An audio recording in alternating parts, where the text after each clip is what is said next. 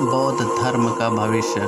अनेक धर्म संस्थापकों में से 4 ऐसे हैं जिनके धर्म न केवल भूतकाल में विश्व में प्रचलित थे, अब तक ऐसे विशाल जनसमुदाय पर उनका प्रभुत्व स्थापित है।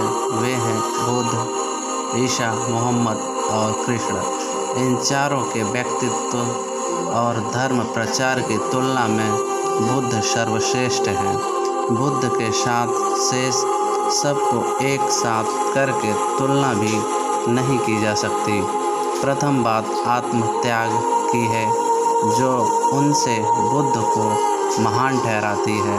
संपूर्ण बाइबल में ईसा ने इस बात पर जोर दिया है कि वे ईश्वर पुत्र हैं, और जो लोग ईश्वरीय राज्य तक पहुँचने की कामना करते हैं वे सब अब तक असफल रहे, जब तक कि अपने को ईश्वर पुत्र न प्रमाणित करें। मोहम्मद साहब ने इनसे एक कदम और आगे बढ़े। उन्होंने कहा कि मैं खुदा का आखिरी पैगंबर हूँ, दूत हूँ। इस आधार पर उन्होंने घोषणा की, जो लोग मुक्त के इच्छुक हैं उन्हें न केवल यही स्वीकार करना होगा कि मैं खुदा द्वारा भेजा गया पैगंबर हूँ। कृष्ण, ईसा और मोहम्मद दोनों में से एक कदम आगे बढ़े। उन्होंने केवल ईश्वर पुत्र होने से ही संतोष नहीं किया और न तो खुदा का पैगंबर होने से ही। उन्होंने इन दोनों बातों से इनकार किया। इस बात को भी उन्होंने नहीं माना कि मैं खुदा द्वारा भेजा गया आखिरी पैगंबर हूँ। यही नहीं, उनको इस बात से भी संतोष नहीं किया था कि मैं स्वयं ईश्वर हूँ।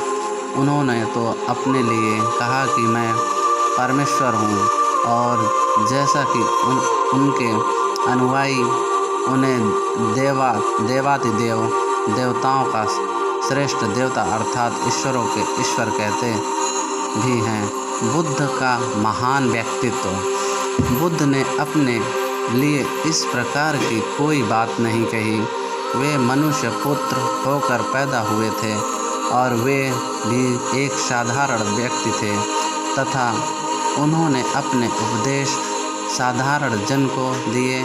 उन्होंने कभी भी अपने को अलौकिक पुरुष या अलौकिक शक्ति नहीं कहा, और न तो उस अलौकिक शक्ति को प्रमाणित करने के लिए अद्भुत चमत्कार की दिखलाएं।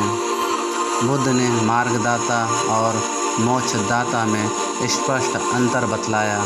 ईसा, मोहम्मद और कृष्ण ने अपने को मोक्षदाता बतलाया, किंतु बुद्ध ने अपने को मार्गदाता मात्र कहा।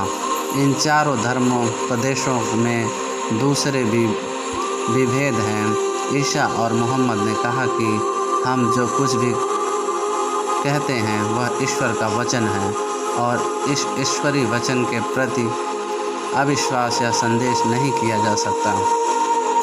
कृष्ण अपने कथा अनुसार देवातिदेव थे, अतः उनकी शिक्षा मूल और अंतिम थी। उस पर भी अविश्वास और स्नेह नहीं किया जा सकता था, किंतु बुद्ध ने जो कुछ भी उपदेश दिया उसे आँख मूंद कर मान लेने के लिए कदापि नहीं कहा। महापरिनिर्वाण सूत्र में उन्होंने आयुष्मान आनंद से कहा कि यह धर्म अभ्यास और आचरण पर निर्भर है, इसे अंधविश्वास पूर्वक नहीं ग्रहण करना चाहिए। इसमें अपेक्षित सुधार भी किया जा सकता है। समय और परिस्थिति के अनुसार आवश्यकता होने पर मनुष्यों में परिवर्तन किया जा सकता है। वह चाहते थे कि उनका धर्म अतीत के शुष्क वृक्ष की भांति न रहे, बल्कि हर समय हरी भरी पत्तियों के साथ जीवित रहे।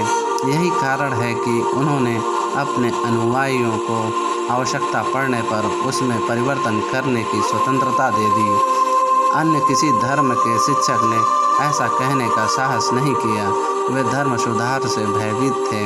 उन्हें भय था कि सुधार करने की छूट देने से उनके धर्म का आकार भी बदल सकता है।